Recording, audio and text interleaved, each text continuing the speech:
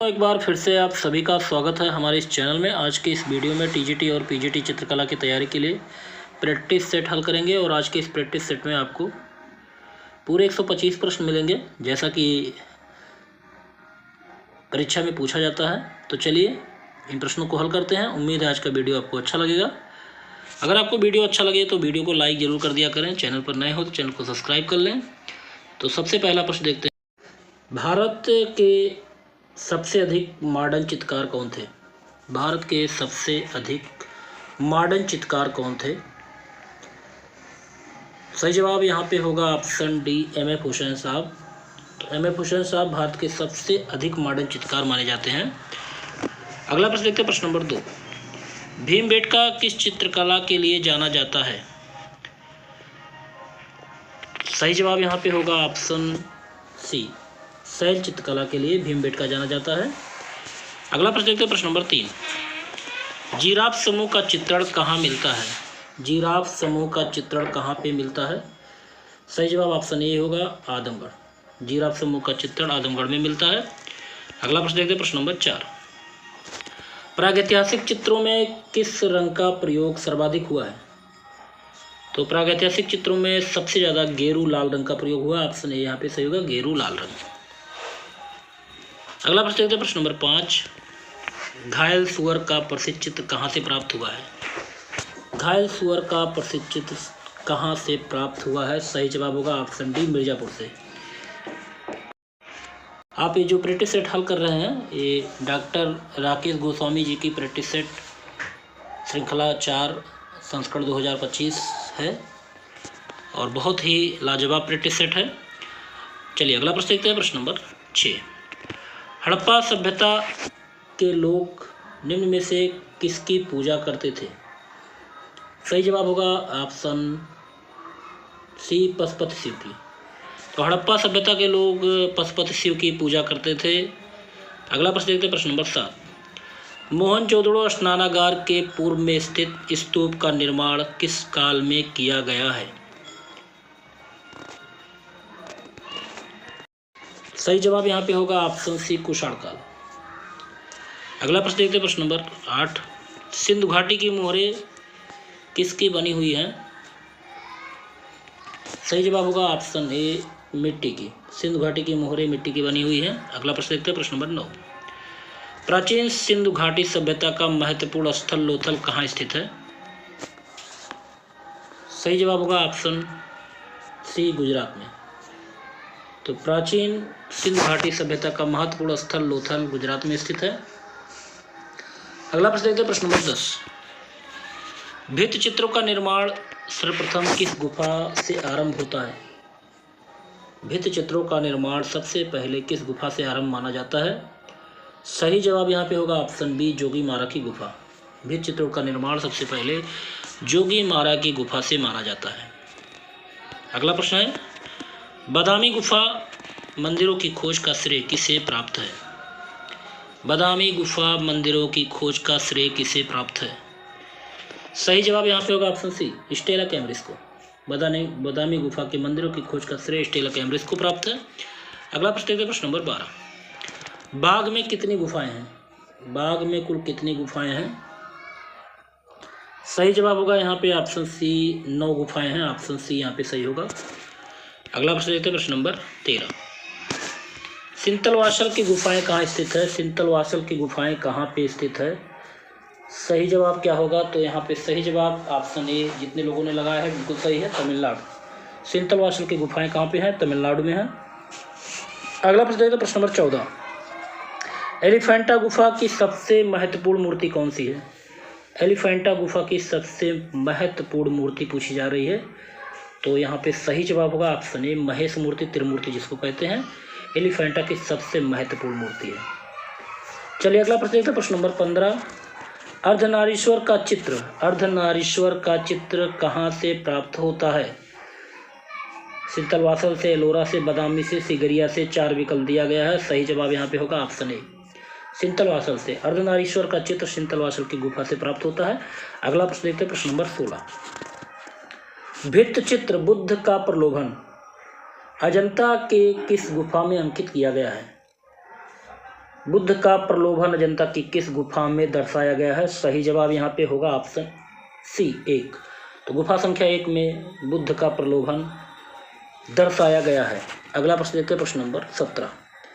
कल्पसूत्र किससे संबंधित है? कल्पसूत्र किससे संबंधित है? सही जवाब होगा ऑप्शन सी, जैन धर्म से संबंधित है कल्पसूत्र। कल्पसूत्र ग्रंथ जो है वो जैन धर्म का ग्रंथ है। चलिए अगला प्रश्न देखते हैं, प्रश्न नंबर 18। पाल पोथी चित्रों का मुख्य विषय क्या है? आपको बताना है कि पाल पोथी चित्रों का मुख्य विषय क्या है। सही जवाब यहाँ पे होगा ऑप्शन ए, पाल राजाओं का जीवन चरित्र। पाल राजाओं का जीवन चरित्र। अगला प्रश्न देखते हैं, प्रश्न नंबर 19। गीत गोविंद के चित्र किस शैली के हैं? गीत गोविंद के चित्र किस शैली के हैं? सही जवाब होगा ऑप्शन ए, अभ्रंश शैली के हैं गीत गोविंद के चित्र। अगला प्रश्न देखते हैं, प्रश्न नंबर 20। कौन सी लघु चित्रकला पश्चिमी भारतीय लघु चित्र शैली के अंतर्गत आती है?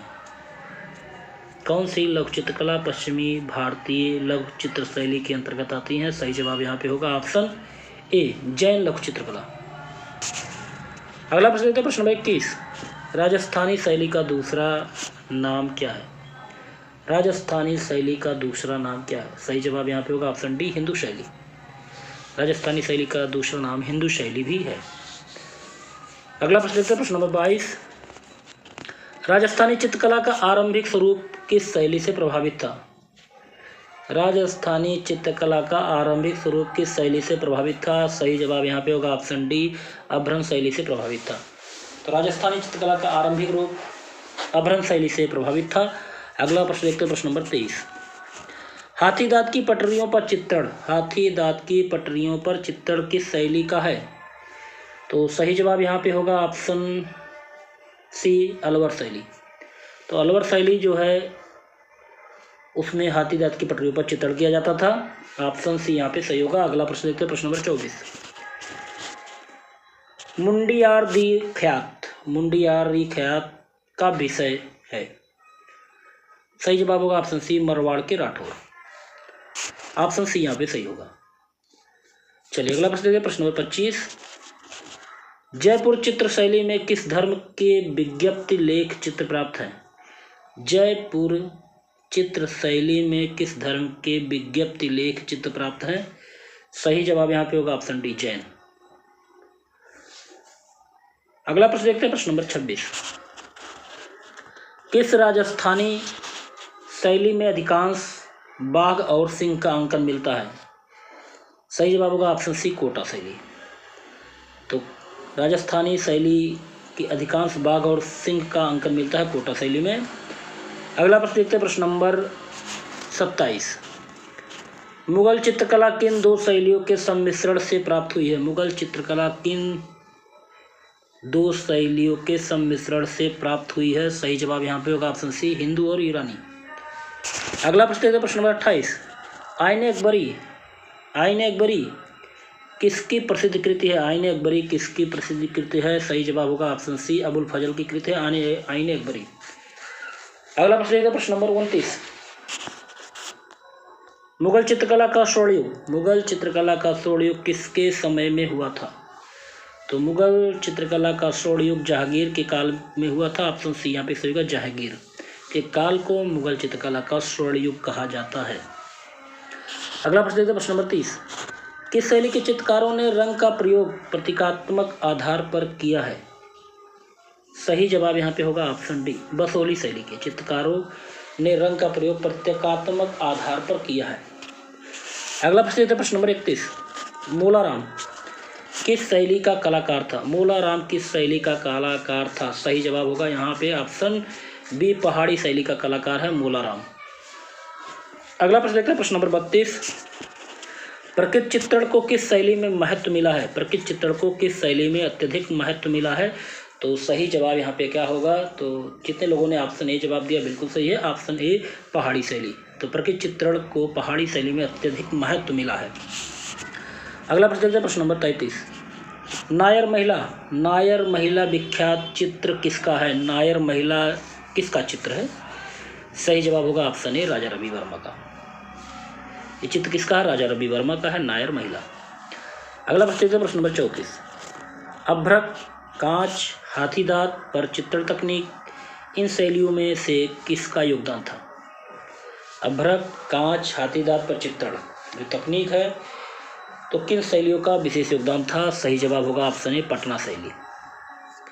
अगला प्रश्न है प्रश्न नंबर 35। मुगल चित्रकला के पतन के पश्चात जो शैली विभिन्न केंद्रों में स्थापित हुई वह कौन सी थी?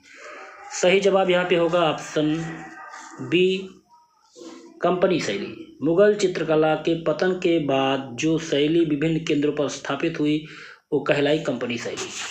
चलिए अगला प्रश्न देखते हैं प्रश्न नंबर 36। अवेंद्रनाथ टैगोर ने जिस छोटे से स्कूल की स्थापना की वह किस नाम से विख्यात हुआ?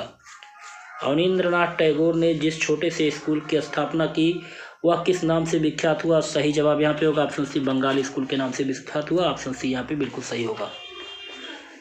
अगला प्रश्न देखते हैं प्रश्न नंबर 37। निम्नलिखित में से कौन मूर्तिकार है? आपको बताना है मूर्तिकार कौन है। सही जवाब होगा ऑप्शन ए डीपी राय चौधरी, देवी प्रसाद राय चौधरी एक प्रसिद्ध मूर्तिकार हैं। चलिए अगला प्रश्न देखते हैं प्रश्न नंबर 38। वास पेंटिंग का आरंभ किस कला विद्यालय से हुआ? वास पेंटिंग का आरंभ किस कला विद्यालय से हुआ? सही जवाब यहाँ पे होगा ऑप्शन सी कलकत्ता। अगला प्रश्न देखते हैं प्रश्न नंबर 39। छितेंद्रनाथ मजूमदार कौन सी कला विधा से जुड़े हैं? छितेंद्रनाथ मजूमदार कौन सी कला विधि से जुड़े हैं? सही जवाब यहाँ पे ऑप्शन सी होगा वास चित्रकला से जुड़े हैं छितेंद्रनाथ मजूमदार। सही जवाब होगा ऑप्शन सी। अगला प्रश्न देखते हैं प्रश्न नंबर 40। चलिए अगला प्रश्न देखते हैं प्रश्न नंबर 40। रामकिंकर बैज ने कला की शिक्षा कहाँ से प्राप्त की थी? सही जवाब होगा यहाँ पे ऑप्शन ए शांति निकेतन से। रामकिंकर बैज ने कला की शिक्षा शांति निकेतन से प्राप्त की थी। अगला प्रश्न देखते हैं प्रश्न नंबर 41। तपोनिष्ठ उमा किसकी कृति है? सही जवाब क्या होगा? तो यहाँ पे सही जवाब होगा ऑप्शन बी नंदलाल बोस की। तपोनिष्ठ उमा किसकी है? नंदलाल बोस की कृति है। अगला प्रश्न देखते हैं प्रश्न नंबर 42। किस मूर्तिकार ने शहीद स्मृति का निर्माण किया? किस मूर्तिकार ने शहीद स्मृति का निर्माण किया? सही जवाब यहाँ पे होगा ऑप्शन बी डीपी राय चौधरी। चलिए अगला प्रश्न देखते हैं प्रश्न नंबर 43। सिलेंडर सील का संबंध किस कला से है? सही जवाब होगा option A Mesopotamia. Cylinder seal का संबंध मेसोपोटामिया की कला से। अगला प्रश्न देखते हैं प्रश्न नंबर 44। होमर द्वारा रचित पुस्तक कौन सा है? सही जवाब होगा ऑप्शन ए इलियट। होमर द्वारा रचित पुस्तक क्या है? इलियट है। अगला प्रश्न देखते हैं प्रश्न नंबर 45। मेसोपोटामिया का इतिहास किसने लिखा? सही जवाब होगा ऑप्शन बी बोरुसोस ने मेसोपोटामिया का इतिहास लिखा है। अगला प्रश्न देखते हैं प्रश्न नंबर 46। कुम्हार के चाक का प्रयोग सर्वप्रथम कहाँ हुआ? कुम्हार के चाक का प्रयोग सबसे पहले कहाँ हुआ है? सही जवाब होगा ऑप्शन डी मेसोपोटामिया। अगला प्रश्न है क्रेटिन माइसीनियन कला किस युग से संबंधित है? क्रेटिन माइसीनियन कला किस युग से संबंधित है? सही जवाब होगा ऑप्शन ए कांस्य युगीन। अगला प्रश्न देखते हैं प्रश्न नंबर 48। दावीद की पेंटिंग सुकरात की मृत्यु किस कलावाद के अंतर्गत आती है? दावीद की पेंटिंग सुकरात की मृत्यु किस कलावाद के अंतर्गत आती है? सही जवाब होगा ऑप्शन बी नवशास्त्रीयवाद। अगला प्रश्न है प्रश्न नंबर 49। नव प्रभाववाद का प्रथम चित्र स्नान स्थल किसने बनाया? नव प्रभाववाद का प्रथम चित्र स्नान स्थल बनाया था जॉर्ज सोरा ने। ऑप्शन ए बिल्कुल सही होगा जॉर्ज सोरा। अगला प्रश्न देखते हैं प्रश्न नंबर 50। प्रसिद्ध चित्र गोर्निका के चित्रकार कौन है? सही जवाब होगा ऑप्शन बी पिकासो। प्रसिद्ध चित्र गोर्निका के चित्रकार है पिकासो। अगला प्रश्न देखते हैं प्रश्न नंबर 51। एम.एफ. हुसैन ने अपना प्रसिद्ध इंस्टॉलेशन किस शहर में निर्मित किया? सही जवाब यहाँ पे क्या होगा? बिल्कुल सही जवाब होगा ऑप्शन ए त्रिवेणी कला संगम दिल्ली। अगला प्रश्न देखते हैं प्रश्न नंबर 52। एक्शन पेंटिंग की उत्पत्ति किस कला शैली से हुई है?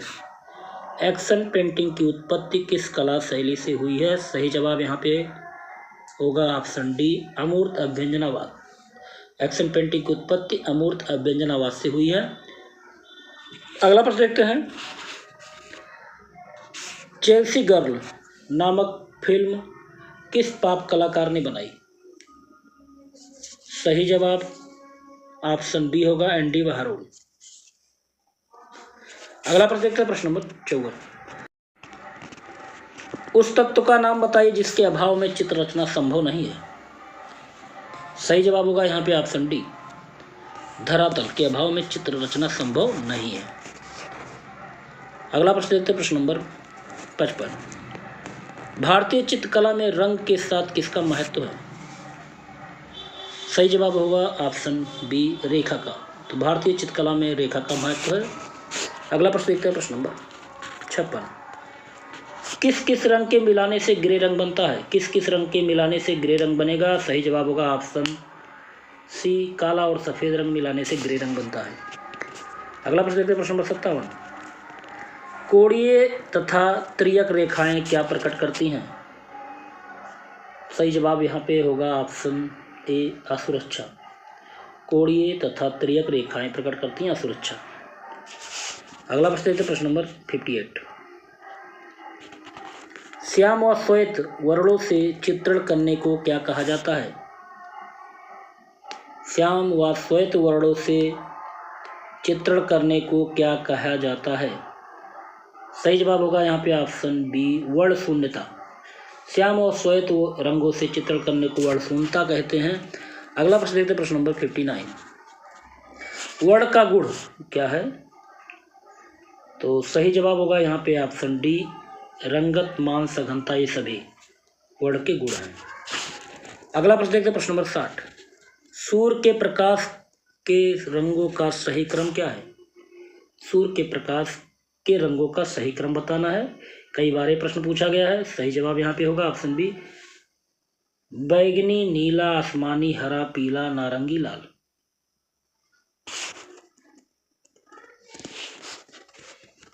अगला प्रश्न देखते हैं, सर्वप्रथम दृष्टि को आकर्षित करने वाले रंग क्या होते हैं? सबसे पहले दृष्टि को आकर्षित करने वाले रंग कहलाते हैं अग्रगामी रंग। ऑप्शन सी यहाँ पे सही होगा। अगला प्रश्न देखते हैं, ओस्टवार्ड वर्ल्ड आदर्श वृत्त में कितने रंगते हैं? सही जवाब होगा ऑप्शन सी 24।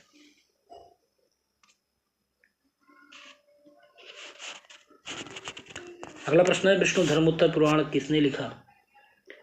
सही जवाब होगा ऑप्शन बी मार्कंडेय मुनि ने। विष्णु धर्मोत्तर पुराण लिखा मार्कंडेय मुनि ने। अगला प्रश्न देखते हैं, प्रश्न नंबर 64, विष्णु धर्मोत्तर पुराण किससे संबंधित है? सही जवाब होगा यहाँ पे ऑप्शन डी चित्रकला और मूर्तिकला। अगला प्रश्न देखते हैं, प्रश्न नंबर 65, चित्रलक्षण के रचयिता कौन है? चित्रलक्षण के रचयिता कौन है? सही जवाब यहाँ पे होगा ऑप्शन सी राजा भयजीत। चित्रलक्षण किसने लिखा है? राजा भयजीत ने। अगला प्रश्न देखते हैं, प्रश्न नंबर 66, वात्स्यायन के कामसूत्र में कितनी कलाओं का उल्लेख है? सही जवाब होगा ऑप्शन ए 64। वात्स्यायन के कामसूत्र में कुल 64 कलाओं का उल्लेख किया गया है। अगला प्रश्न है, द फ्लेमेट मोज़ेक भारतीय समकालीन चित्र के लेखक कौन है? सही जवाब होगा option B Neyveli Tuli. The फ्लेमेट mosaic भारतीय समकालीन चित्र के लेखक हैं नेवली तुली। अगला प्रश्न देखते हैं, प्रश्न नंबर 68, एशियाई कला की अवधारणा की शुरुआत किसने की? सही जवाब होगा ऑप्शन डी कुकुजी ओकाकुरा। कुकुजी ओकाकुरा ने एशियाई कला की अवधारणा की शुरुआत की। अगला प्रश्न देखते हैं, प्रश्न नंबर 69, 1902 में प्रकाशित पुस्तक एस्थेटिक्स का लेखक कौन है? सही जवाब यहाँ पे होगा option D Benedetto Croce. Option D यहाँ पे सही होगा। अगला प्रश्न देखते हैं, प्रश्न नंबर 70, अनुकरण के लिए प्रसिद्ध प्लेटो ने रिपब्लिक में प्रयुक्त मूल शब्द क्या है? सही जवाब यहाँ पे होगा ऑप्शन डी मिमेसिस। अनुकरण के लिए प्लेटो के रिपब्लिक में प्रयुक्त मूल शब्द है मिमेसिस। चलिए अगला प्रश्न देखते हैं, प्रश्न नंबर 71। तैल रंगों को मोम के साथ मिश्रित कर लगाने की क्रिया को क्या कहा जाता है? तैल रंग को मोम के साथ मिश्रित कर लगाने की क्रिया को क्या कहते हैं? सही जवाब होगा ऑप्शन ए इनकास्टिंग।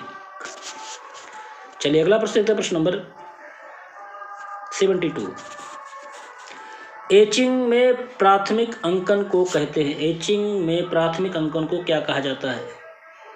तो एचिंग में प्राथमिक अंगत को कहते हैं इंटेग्रेलियो। ऑप्शन बी यहाँ पे सही होगा इंटेग्रेलियो। चलिए अगला प्रश्न देखते हैं, प्रश्न नंबर 73। स्नेग्यून ड्राइंग रेड चॉक प्रचलित होता है। तो रेड चॉक प्रचलित होता है 14वीं शताब्दी से। ऑप्शन बी यहाँ पे सही होगा। अगला प्रश्न देखते हैं, प्रश्न नंबर 74। वास्तु चित्रण का आरंभ भारत में कहाँ से प्रारंभ हुआ?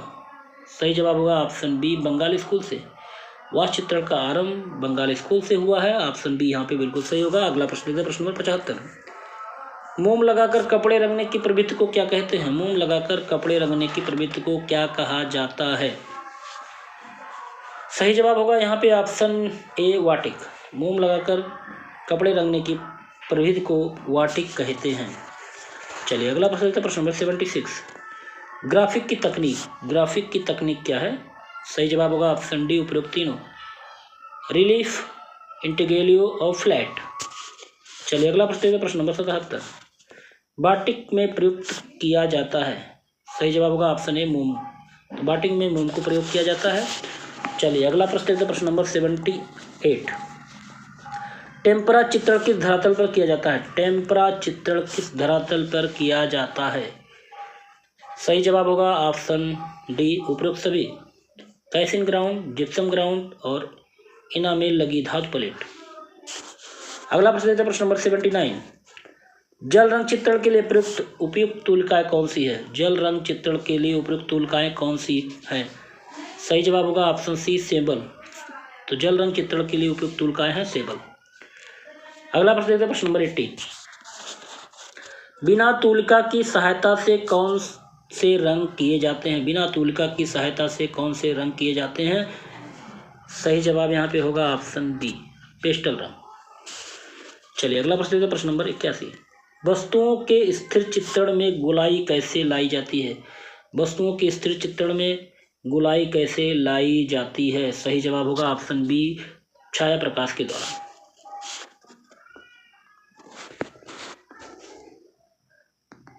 अगला प्रश्न देखते हैं, गैसों का प्रयोग किस माध्यम के लिए किया जाता है? गैसों का प्रयोग किस माध्यम के लिए किया जाता है? ऑप्शन ए सही होगा टेम्परा। अगला प्रश्न देखते हैं, प्रश्न नंबर 83। शांति देवी किस प्रकार की लोक कला से संबंध रखती हैं? सही जवाब होगा ऑप्शन सी मधुबनी। शांति देवी मधुबनी लोक कला से संबंध रखती हैं। ऑप्शन सी यहाँ पे बिल्कुल सही होगा। अगला प्रश्न देखते हैं, प्रश्न नंबर 84। कलौटी लोक कला का प्रचलन किस प्रदेश से है? सही जवाब यहाँ पे होगा ऑप्शन बी गुजरात। अगला प्रश्न है, कावड़ कला के लिए जाना जाता है। कावड़ कला के लिए जाना जाता है। सही जवाब यहाँ पे ऑप्शन डी होगा बस्ती चित्तौड़गढ़। अगला प्रश्न देखते हैं, प्रश्न नंबर 86। पहली महिला भील चित्रकार जिन्हें पिथौरा चित्रकला में योगदान हेतु 2021 के पद्मश्री सम्मान से अलंकृत किया गया वो कौन है? सही जवाब यहाँ पे होगा ऑप्शन बी भूरीबाई। तो भारतीय महिला भील चित्रकार जिन्हें पहली बार पिथौरा चित्रकला में योगदान देने के लिए 2021 में पद्मश्री सम्मान दिया गया, उनका नाम है भूरीबाई। अगला प्रश्न देखते हैं, प्रश्न नंबर 87। तेली का मंदिर किस राज्य में स्थित है? तेली का मंदिर किस राज्य में स्थित है? सही जवाब होगा ऑप्शन बी मध्य प्रदेश में। तेली का मंदिर मध्य प्रदेश में स्थित है। अगला प्रश्न देखते हैं, प्रश्न नंबर 88। बृहदेश्वर मंदिर कहाँ स्थित है? बृहदेश्वर मंदिर कहाँ पे स्थित है?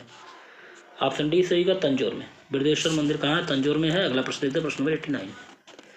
एरड़ से प्राप्त वाराह नामक मूर्ति के निर्माता कौन है? एरड़ से प्राप्त वाराह की मूर्ति के निर्माता कौन है? सही जवाब होगा यहाँ पे ऑप्शन डी धन विष्णु। अगला प्रश्न देखते हैं, प्रश्न नंबर 90। गोल गुंबज कहाँ पे स्थित है? सही जवाब ऑप्शन सी होगा बीजापुर। गोल गुंबज कहाँ है? बीजापुर में स्थित है। अगला प्रश्न देखते हैं, प्रश्न नंबर 91। देवगढ़ का दशावतार मंदिर का निर्माण काल क्या है? देवगढ़ का दशावतार मंदिर का निर्माण काल, सही जवाब होगा ऑप्शन ए 5वीं शताब्दी।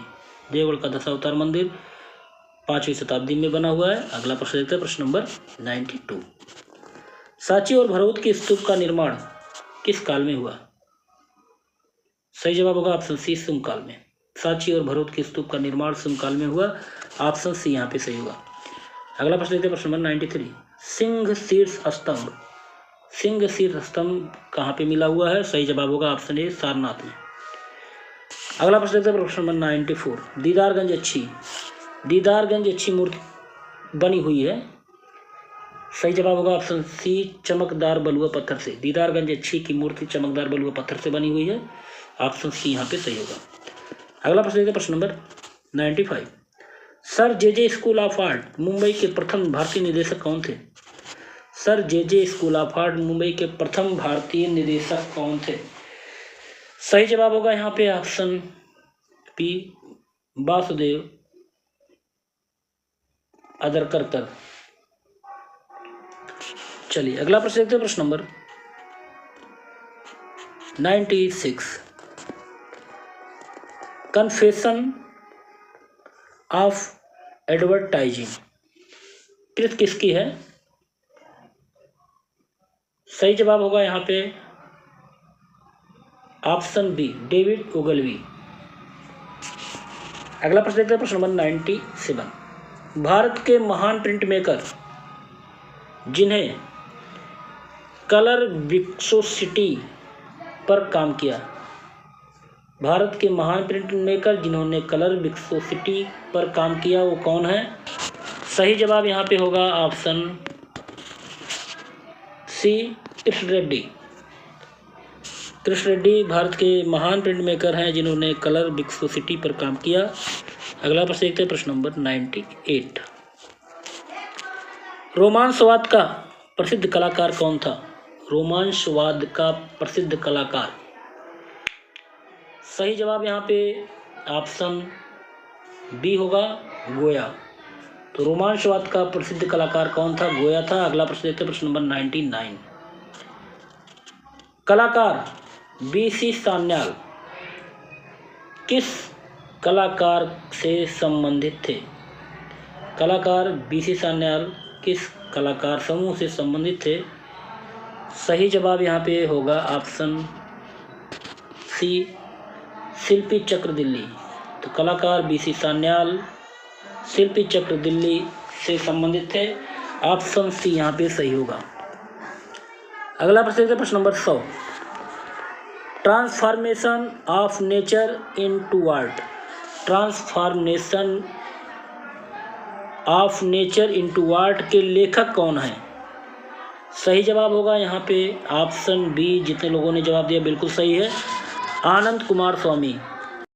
तो transformation of nature in art into art के लेखक हैं आनंद कुमार स्वामी। अगला प्रश्न देखते हैं, प्रश्न नंबर 101।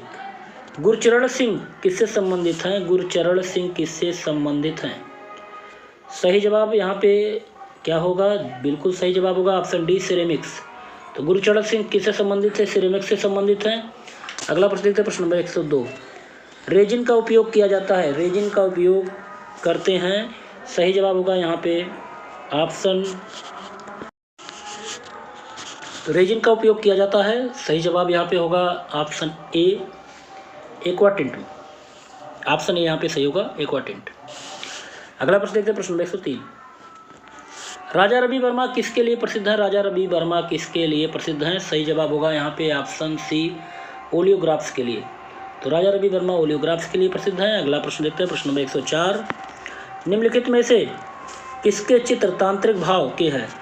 किसके चित्र तांत्रिक भाव के हैं? सही जवाब यहाँ पे होगा ऑप्शन सी, जी.आर. संतोष। जी.आर. संतोष के चित्र क्या है? तांत्रिक भाव के हैं। अगला प्रश्न देखते हैं, प्रश्न नंबर 105। जैक्सन पोलाक किसके लिए प्रसिद्ध हैं? जैक्सन पोलाक किसके लिए प्रसिद्ध हैं? सही जवाब होगा यहाँ पे ऑप्शन बी, एक्शन पेंटिंग के लिए जैक्सन पोलाक प्रसिद्ध हैं। अगला प्रश्न देखते हैं, प्रश्न नंबर 106। द थिंकर के मूर्त शिल्पी कौन है? द थिंकर के मूर्त शिल्पी कौन है? सही जवाब होगा यहाँ पे ऑप्शन ए, अगस्त रोडे। द थिंकर के मूर्त शिल्पी हैं अगस्त रोडे। अगला प्रश्न देखते हैं, प्रश्न नंबर 107। लिथोग्राफी की खोज की थी किसने? लिथोग्राफी की खोज किसने की थी? सही जवाब यहाँ पे होगा ऑप्शन ए, अलायस सेनेफेडर। ऑप्शन ए यहाँ पे बिल्कुल सही होगा। अगला प्रश्न देखते हैं, प्रश्न नंबर 108। वुड्स कार्यों की श्रृंखला जिसमें सीमेंट, प्लास्टर और कागज की लुगदी का प्रयोग हुआ है किसके द्वारा निर्मित है? वुड्स कार्यों की श्रृंखला जिसमें सीमेंट, प्लास्टर और कागज की लुगदी का प्रयोग हुआ है किसके द्वारा निर्मित किया गया है? सही जवाब होगा ऑप्शन सी, सोमनाथ और। अगला प्रश्न देखते हैं, प्रश्न नंबर 109। धर्मराज का स्तूप कहाँ स्थित है? धर्मराज का स्तूप, तो धर्मराज का स्तूप है सारनाथ में, वाराणसी के पास। ऑप्शन ए यहाँ पे सही होगा, सारनाथ में स्थित है धर्मराज का स्तूप। अगला प्रश्न देखते हैं, प्रश्न नंबर 110। गुप्तकालीन ईंट का मंदिर कहाँ स्थित है? गुप्तकालीन ईंटों का मंदिर कहाँ पर स्थित है? सही जवाब होगा ऑप्शन बी, भीतरगांव। अगला प्रश्न है, राकू मिट्टी के बर्तन का प्रचलन है। राकू का प्रचलन कहाँ पे है? सही जवाब होगा ऑप्शन बी, जापान में।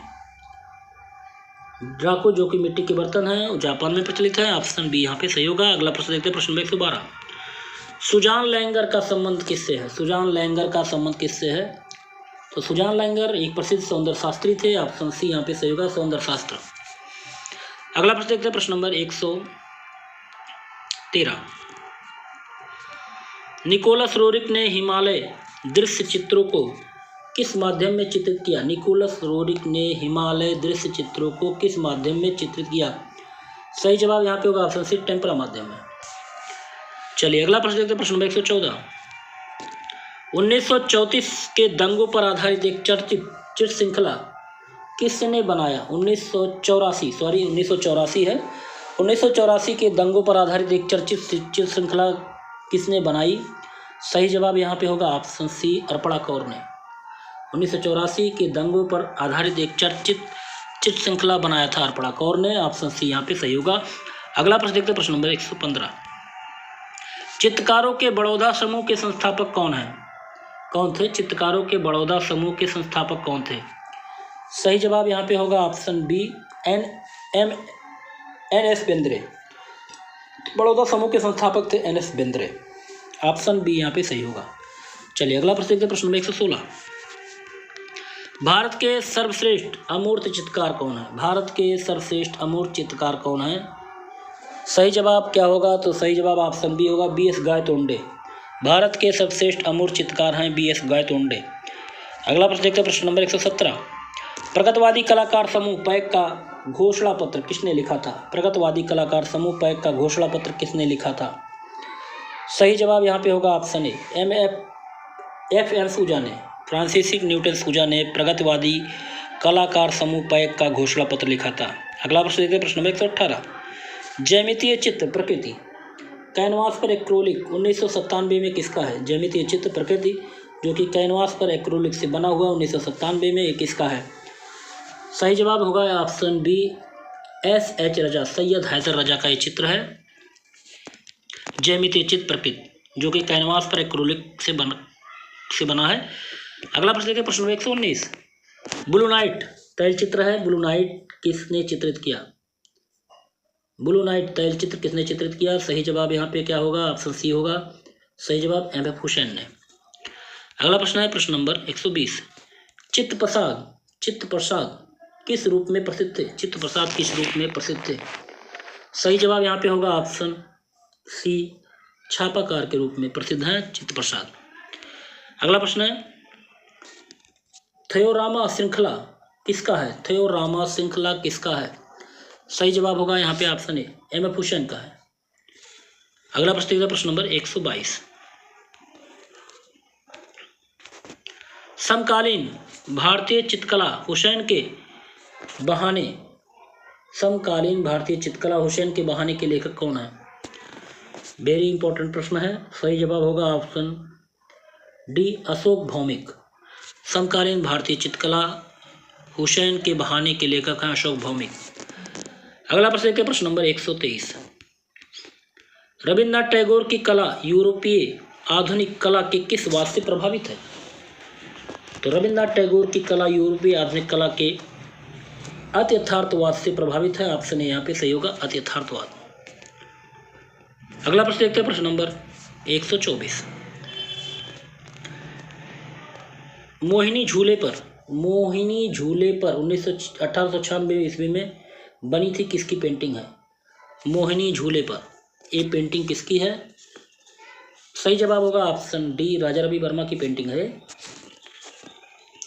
1896 में बनी थी। अगला प्रश्न देखते हैं और इस वीडियो का लास्ट प्रश्न है, अर्नेस्ट विनफील्ड हैवेल कौन है? सही जवाब होगा यहाँ पे ऑप्शन बी, कला इतिहासकार। अर्नेस्ट विनफील्ड हैवेल कला इतिहासकार हैं।